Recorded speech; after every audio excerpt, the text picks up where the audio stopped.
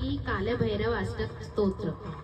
ओम देवीराज सेव्यमान पावनं नृपङ्कजं व्यालियज्ञसूत्रमिन्दुशेखरं कृपाकरं नारदादि योगिवृन्दवन्दितं दिगम्बरं काशिकापुराधिनाथ कालभैरवं भजे भानुकोटिभास्वरं भवाप्तितारकं वरं नीलकण्ठमिष्टितकदायकं त्रिलोचनं कालकालमम्बुजाक्षमक्षशूलमक्षरं काशिकापुराधिनाथ कालभैरवं भजे शूलटङ्कपाशदण्डपाणिमादिकारणं श्यामकायमादिदेवमक्षरं निरामयं भीमविक्रमं प्रभु विचित्रताण्डवं प्रियं काशिकापुराधिनाथ कालभैरवं भजे भुक्तिमुक्तिदायकं प्रशस्तचारुविग्रहं भक्तवत्सलं स्थितं समस्तलोकविग्रहं विनिक्वनन्मनोदहेम किङ्किणीलसत्कटि काशिकापुराधिनाथ कालभैरवं भजे धर्मसेतुपालकम् अधर्ममार्गणाशकं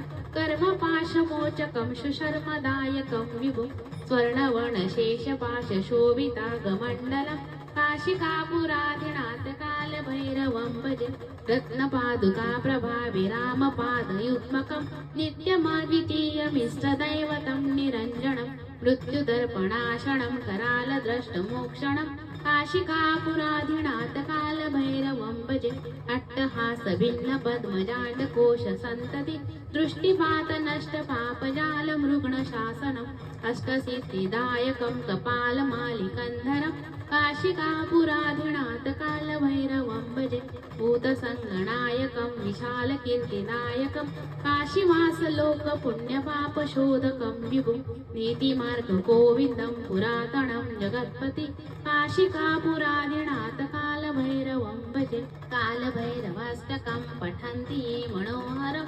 ज्ञानमुक्तिसाधनं विचित्रपुण्यवर्धनं शोकमोहदैन्यलोभकोपतापनाशनं ते प्रयान्ति कालभैरवान्ति सन्निधिं ध्रुवम्। ॐ देवीराज सेव्यमान पावनं नृपङ्कजं व्यालियज्ञसूत्रमिन्दुशेखरं कृपाकरं नारदादि योगिवृन्दवन्दितं दिगम्बरं काशिकापुराधिनाथ कालभैरवं भजे भानुकोटिभास्वरं भवाप्तितारकं वरं नीलकण्ठमिष्टितकदायकं त्रिलोचनं कालकालमम्बुजाक्षमक्षशूलमक्षरं काशिकापुराधिनाथ कालभैरवं भजे शूलटङ्कपाशदण्डपाणिमादिकारणं श्यामकायमादिदेवमक्षरं निरामयं भीमविक्रमं प्रभु विचित्रताण्डवं प्रियं काशिकापुराधिनाथ कालभैरवं भजे भुक्तिमुक्तिदायकं प्रशस्तचारुविग्रहं भक्तवत्सलं स्थितं समस्तलोकविग्रहं विनिक्वनन्मनोदहेम किङ्किणीलसत्कटि काशिकापुराधिनाथ कालभैरवं भजे धर्मसेतुपालकम् अधर्ममार्गणाशकं कर्मपाशमोचकं सुशर्मदायकं विभुं स्वर्णवर्णशेषपाशशोभितागमण्डलं काशिकापुराधिनाथ कालभैरवं भजे रत्नपादुका प्रभाविरामपादयुग्मकं नित्यमद्वितीयमिष्टदैवतं निरञ्जनं मृत्युदर्पणाशनं करालद्रष्टमोक्षणं काशिकापुराधिनाथ कालभैरवं भजे अट्टहासभिन्नपद्मजाण्डकोशसन्तति दृष्टिपातनष्टपापजालमृग्णशासनम् अष्टसिद्धिदायकं कपालमालिकन्धरं काशिकापुराधिनाथ कालभैरवं भजे भूतसङ्गणायकं विशालकीर्तिदायकं काशीवासलोकपुण्यपापशोधकं विभुं नीतिमार्गगोविन्दं पुरातनं जगत्पति काशिकापुराधिनाथ कालभैरवं भजे कालभैरवाष्टकं पठन्ति ये मनोहरं ज्ञानमुक्तिसाधनं विचित्रपुण्यवर्धनं शोकमोहदैन्यलोभकोपतापनाशनं ते प्रयान्ति कालभैरवान्ति सन्निधिं ध्रुवम्। ॐ देवीराज सेव्यमान पावनं नृपङ्कजं व्यालियज्ञसूत्रमिन्दुशेखरं कृपाकरं नारदादि योगिवृन्दवन्दितं दिगम्बरं काशिकापुराधिनाथ कालभैरवं भजे भानुकोटिभास्वरं भवाप्तितारकं वरं नीलकण्ठमिष्टितकदायकं त्रिलोचनं कालकालमम्बुजाक्षमक्षशूलमक्षरं काशिकापुराधिनाथ कालभैरवं भजे शूलटङ्कपाशदण्डपाणिमादिकारणं श्यामकायमादिदेवमक्षरं निरामयं भीमविक्रमं प्रभु विचित्रताण्डवं प्रियं काशिकापुराधिनाथ कालभैरवं भजे भुक्तिमुक्तिदायकं प्रशस्तचारु विग्रहं भक्तवत्सलं स्थितं समस्तलोकविग्रहं विनिक्वनन्मनोदहेम किङ्किणीलसत्कटि काशिकापुराधिनाथ कालभैरवं भजे धर्मसेतुपालकम् अधर्ममार्गणाशकं कर्मपाशमोचकं सुशर्मदायकं विभुं स्वर्णवर्णशेषपाशशोभितागमण्डलं काशिकापुराधिनाथ कालभैरवं भजे रत्नपादुका प्रभाविरामपादयुग्मकं नित्यमद्वितीयमिष्टदैवतं निरञ्जनं मृत्युदर्पणाशनं करालद्रष्टमोक्षणं काशिकापुराधिनाथ कालभैरवं भजे अट्टहासभिन्नपद्मजाण्डकोशसन्तति दृष्टिपातनष्टपापजालमृग्णशासनम् अष्टसिद्धिदायकं कपालमालिकन्धरं काशिकापुराधिनाथ कालभैरवं भजे भूतसङ्गणायकं विशालकीर्तिदायकं काशीवासलोकपुण्यपापशोधकं विभुं नीतिमार्गगोविन्दं पुरातनं जगत्पति काशिकापुराधिनाथ कालभैरवं भजे कालभैरवाष्टकं पठन्ति ये मनोहरं ज्ञानमुक्तिसाधनं विचित्रपुण्यवर्धनं शोकमोहदैन्यलोभकोपतापनाशनं ते प्रयान्ति कालभैरवान्ति सन्निधिं ध्रुव ॐ देवीराजसेव्यमाण पावनं नृपङ्कजं व्यालियज्ञसूत्रमिन्दुशेखरं कृपाकरं नारदादियोगिवृन्दवन्दितं दिगम्बरं काशिकापुराधिनाथ कालभैरवं भजे भानुकोटिभास्वरं भवाप्तितारकं वरं नीलकण्ठमिष्टितकदायकं त्रिलोचनं कालकालमम्बुजाक्षमक्षशूलमक्षरं काशिकापुराधिनाथ कालभैरवं भजे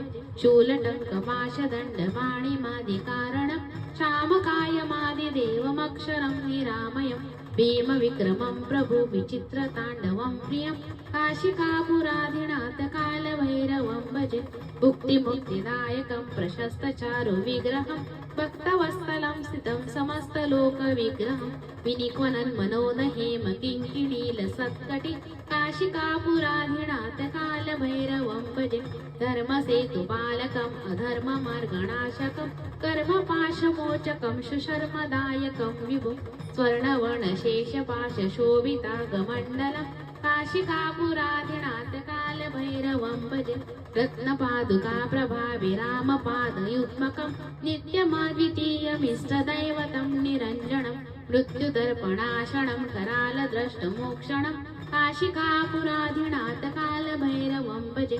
अट्टहासभिन्नपद्मजाण्डकोशसन्तति दृष्टिपातनष्टपापजालमृग्णशासनम् अष्टसिद्धिदायकं कपालमालिकन्धरं काशिकापुराधिनाथ कालभैरवं भजे भूतसङ्गणायकं विशालकीर्तिदायकं काशीवासलोकपुण्यपापशोधकं विभुं नीतिमार्गगोविन्दं पुरातनं जगत्पति काशिकापुराधिनाथ कालभैरवं भजे कालभैरवाष्टकं पठन्ति ये मनोहरं ज्ञानमुक्तिसाधनं विचित्रपुण्यवर्धनं शोकमोहदैन्यलोभकोपतापनाशनं ते प्रयान्ति कालभैरवान्ति सन्निधिं ध्रुव ॐ देवीराजसेव्यमाण पावनं नृपङ्कजं व्यालियज्ञसूत्रमिन्दुशेखरं कृपाकरं नारदादियोगिवृन्दवन्दितं दिगम्बरं काशिकापुराधिनाथ कालभैरवं भजे भानुकोटिभास्वरं भवाप्तितारकं वरं नीलकण्ठमिष्टितकदायकं त्रिलोचनं कालकालमम्बुजाक्षमक्षशूलमक्षरं काशिकापुराधिनाथ कालभैरवं भजे शूलटङ्कपाशदण्डपाणिमादिकारणं श्यामकायमादिदेवमक्षरं निरामयं भीमविक्रमं प्रभु विचित्रताण्डवं प्रियं काशिकापुराधिनाथ कालभैरवं भजे भुक्तिमुक्तिदायकं प्रशस्तचारु विग्रहं भक्तवत्सलं स्थितं समस्तलोकविग्रहं विनिक्वनन्मनोदहेम किङ्किणीलसत्कटि काशिकापुराधिनाथ कालभैरवं भजे धर्मसेतुपालकम् अधर्ममार्गणाशकं कर्मपाशमोचकं सुशर्मदायकं विभुं स्वर्णवर्णशेषपाशशोभितागमण्डलं काशिकापुराधिनाथ कालभैरवं भजे रत्नपादुका प्रभावि रामपादयुग्मकं नित्यमद्वितीयमिष्टदैवतं निरञ्जनं मृत्युदर्पणाशनं करालद्रष्टमोक्षणं काशिकापुराधिनाथ कालभैरवं भजे अट्टहासभिन्नपद्मजाण्डकोशसन्तति दृष्टिपातनष्टपापजालमृग्णशासनम् अष्टसिद्धिदायकं कपालमालिकन्धरं काशिकापुराधिनाथ कालभैरवं भजे भूतसङ्गणायकं विशालकीर्तिदायकं काशीवासलोकपुण्यपापशोधकं विभुं नीतिमार्गगोविन्दं पुरातनं जगत्पति काशिकापुराधिनाथ कालभैरवं भजे कालभैरवाष्टकं पठन्ति ये मनोहरं ज्ञानमुक्तिसाधनं विचित्रपुण्यवर्धनं शोकमोहदैन्यलोभकोपतापनाशनं ते प्रयान्ति कालभैरवान्ति सन्निधिं ध्रुवम् ॐ देवीराजसेव्यमाण पावनं नृपङ्कजं व्यालियज्ञसूत्रमिन्दुशेखरं कृपाकरं नारदादियोगिवृन्दवन्दितं दिगम्बरं काशिकापुराधिनाथ कालभैरवं भजे भानुकोटिभास्वरं भवाप्तितारकं वरं नीलकण्ठमिष्टितकदायकं त्रिलोचनं कालकालमम्बुजाक्षमक्षशूलमक्षरं काशिकापुराधिनाथ कालभैरवं भजे शूलटङ्कपाशदण्डपाणिमादिकारणं श्यामकायमादिदेवमक्षरं निरामयं भीमविक्रमं प्रभु विचित्रताण्डवं प्रियं काशिकापुराधिनाथ कालभैरवं भजे भुक्तिमुक्तिदायकं प्रशस्तचारुविग्रहं भक्तवत्सलं स्थितं समस्तलोकविग्रहं विनिक्वनन्मनोदहेम किङ्किणीलसत्कटि काशिकापुराधिनाथ कालभैरवं भजे धर्मसेतुपालकम् अधर्ममार्गणाशकं कर्मपाशमोचकं सुशर्मदायकं विभुं स्वर्णवर्णशेषपाशशोभितागमण्डलं काशिकापुराधिनाथ कालभैरवं भजे रत्नपादुका प्रभावि रामपादयुग्मकं नित्यमद्वितीयमिष्टदैवतं निरञ्जनं मृत्युदर्पणाशनं करालद्रष्टमोक्षणं काशिकापुराधिनाथ कालभैरवं भजे अट्टहासभिन्नपद्मजाण्डकोशसन्तति दृष्टिपातनष्टपापजालमृग्णशासनम् अष्टसिद्धिदायकं कपालमालिकन्धरं काशिकापुराधिनाथ कालभैरवं भजे भूतसङ्गणायकं विशालकीर्तिदायकं काशीवासलोकपुण्यपापशोधकं विभुं नीतिमार्गगोविन्दं पुरातनं जगत्पति काशिकापुराधिनाथ कालभैरवं भजे कालभैरवाष्टकं पठन्ति ये मनोहरं ज्ञानमुक्तिसाधनं विचित्रपुण्यवर्धनं शोकमोहदैन्यलोभकोपतापनाशनं ते प्रयान्ति कालभैरवान्ति सन्निधिं ध्रुवम् ॐ देवीराजसेव्यमाण पावनं नृपङ्कजं व्यालियज्ञसूत्रमिन्दुशेखरं कृपाकरं नारदादियोगिवृन्दवन्दितं दिगम्बरं काशिकापुराधिनाथ कालभैरवं भजे भानुकोटिभास्वरं भवाप्तितारकं वरं नीलकण्ठमिष्टितकदायकं त्रिलोचनं कालकालमम्बुजाक्षमक्षशूलमक्षरं काशिकापुराधिनाथ कालभैरवं भजे शूलटङ्कपाशदण्डपाणिमादिकारणं श्यामकायमादिदेवमक्षरं निरामयं भीमविक्रमं प्रभु विचित्रताण्डवं प्रियं काशिकापुराधिनाथ कालभैरवं भजे भुक्तिमुक्तिदायकं प्रशस्तचारुविग्रहं भक्तवत्सलं स्थितं समस्तलोकविग्रहं विनिक्वनन्मनोदहेम किङ्किणीलसत्कटि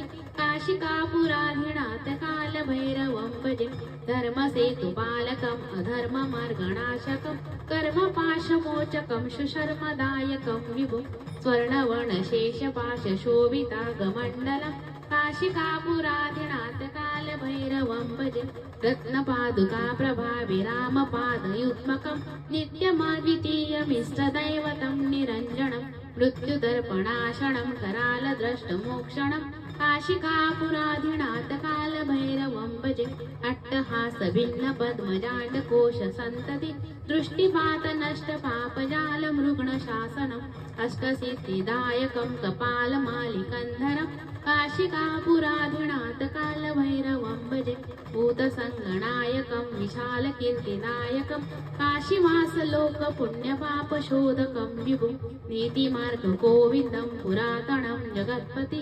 काशिकापुराधिनाथ कालभैरवं भजे कालभैरवाष्टकं पठन्ति ये मनोहरं ज्ञानमुक्तिसाधनं विचित्रपुण्यवर्धनं शोकमोहदैन्यलोभकोपतापनाशनं ते प्रयान्ति कालभैरवान्ति सन्निधिं ध्रुवम् ॐ देवीराजसेव्यमाण पावनं नृपङ्कजं व्यालियज्ञसूत्रमिन्दुशेखरं कृपाकरं नारदादियोगिवृन्दवन्दितं दिगम्बरं काशिकापुराधिनाथ कालभैरवं भजे भानुकोटिभास्वरं भवाप्तितारकं वरं नीलकण्ठमिष्टितकदायकं त्रिलोचनं कालकालमम्बुजाक्षमक्षशूलमक्षरं काशिकापुराधिनाथ कालभैरवं भजे शूलटङ्कपाशदण्डपाणिमादिकारणं श्यामकायमादिदेवमक्षरं निरामयं भीमविक्रमं प्रभु विचित्रताण्डवं प्रियं काशिकापुराधिनाथ कालभैरवं भजे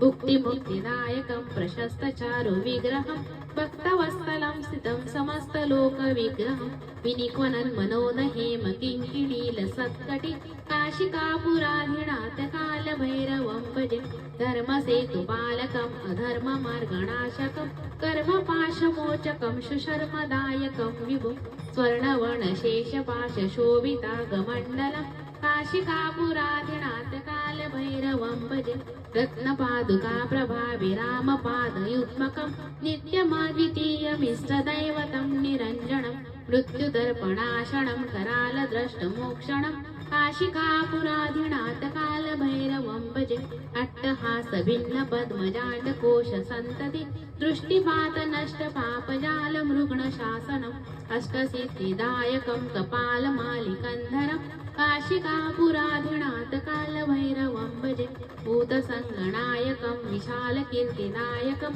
काशीवासलोकपुण्यपापशोधकं विभुं नीतिमार्गगोविन्दं पुरातनं जगत्पति काशिकापुराधिनाथ कालभैरवं भजे कालभैरवाष्टकं पठन्ति ये मनोहरं ज्ञानमुक्तिसाधनं विचित्रपुण्यवर्धनं शोकमोहदैन्यलोभकोपतापनाशनं ते प्रयान्ति कालभैरवान्ति सन्निधिं ध्रुवम् ॐ देवीराजसेव्यमाण पावनं नृपङ्कजं व्यालियज्ञसूत्रमिन्दुशेखरं कृपाकरं नारदादियोगिवृन्दवन्दितं दिगम्बरं काशिकापुराधिनाथ कालभैरवं भजे भानुकोटिभास्वरं भवाप्तितारकं वरं नीलकण्ठमिष्टितकदायकं त्रिलोचनं कालकालमम्बुजाक्षमक्षशूलमक्षरं काशिकापुराधिनाथ कालभैरवं भजे शूलटङ्कपाशदण्डपाणिमादिकारणं श्यामकायमादिदेवमक्षरं निरामयं भीमविक्रमं प्रभु विचित्रताण्डवं प्रियं काशिकापुराधिनाथ कालभैरवं भजे भुक्तिमुक्तिदायकं प्रशस्तचारुविग्रहं भक्तवत्सलं स्थितं समस्तलोकविग्रहं विनिक्वनन्मनोदहेम किङ्किणीलसत्कटि काशिकापुराधिनाथ कालभैरवं भजे धर्मसेतुपालकम् अधर्ममार्गणाशकं कर्मपाशमोचकं सुशर्मदायकं विभुं स्वर्णवर्णशेषपाशशोभितागमण्डलं काशिकापुराधिनाथ कालभैरवं भजे रत्नपादुका प्रभाविरामपादयुग्मकं नित्यमद्वितीयमिष्टदैवतं निरञ्जनं मृत्युदर्पणाशनं करालद्रष्टमोक्षणं काशिकापुराधिनाथ कालभैरवं भजे अट्टहासभिन्नपद्मजाण्डकोशसन्तति दृष्टिपात नष्ट पापजाल मृग्णशासनम् अष्टसिद्धिदायकं कपालमालिकन्धरं काशिकापुराधिनाथ कालभैरवं भजे भूतसङ्गनायकं विशालकीर्तिदायकं काशीवासलोकपुण्यपापशोधकं विभुं नीतिमार्गगोविन्दं पुरातनं जगत्पति काशिकापुराधिनाथ कालभैरवं भजे कालभैरवाष्टकं पठन्ति ये मनोहरं ज्ञानमुक्तिसाधनं विचित्रपुण्यवर्धनं शोकमोहदैन्यलोभकोपतापनाशनं ते प्रयान्ति कालभैरवान्ति सन्निधिं ध्रुवम् ॐ देविराज सेव्यमान पावनं नृपङ्कजं व्यालियज्ञसूत्रमिन्दुशेखरं कृपाकरं नारदादियोगिवृन्दवन्दितं दिगम्बरं काशिकापुराधिनाथ कालभैरवं भजे भानुकोटिभास्वरं भवाप्तितारकं वरं नीलकण्ठमिष्टितकदायकं त्रिलोचनं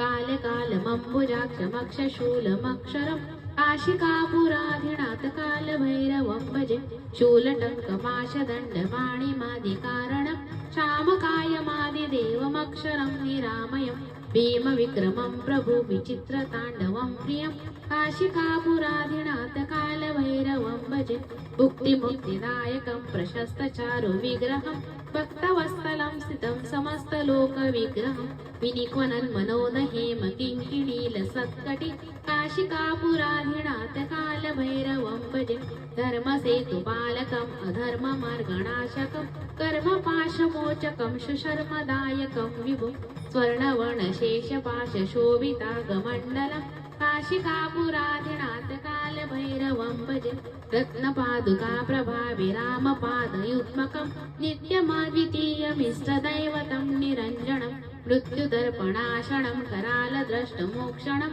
काशिकापुराधिनाथ कालभैरवं भजे अट्टहासभिन्नपद्मजाण्डकोशसन्तति दृष्टिपातनष्टपापजालमृग्णशासनम् अष्टसिद्धिदायकं कपालमालिकन्धरं काशिकापुराधिनाथ कालभैरवं भजे भूतसङ्गणायकं विशालकीर्तिदायकं काशीवासलोकपुण्यपापशोधकं विभुं नीतिमार्गगोविन्दं पुरातनं जगत्पति काशिकापुराधिनाथ कालभैरवं भजे कालभैरवाष्टकं पठन्ति ये मनोहरं ज्ञानमुक्तिसाधनं विचित्रपुण्यवर्धनं शोकमोहदैन्यलोभकोपतापनाशनं ते प्रयान्ति कालभैरवान्ति सन्निधिं ध्रुवम् ॐ देविराज सेव्यमान पावनं नृपङ्कजं व्यालियज्ञसूत्रमिन्दुशेखरं कृपाकरं नारदादियोगिवृन्दवन्दितं दिगम्बरं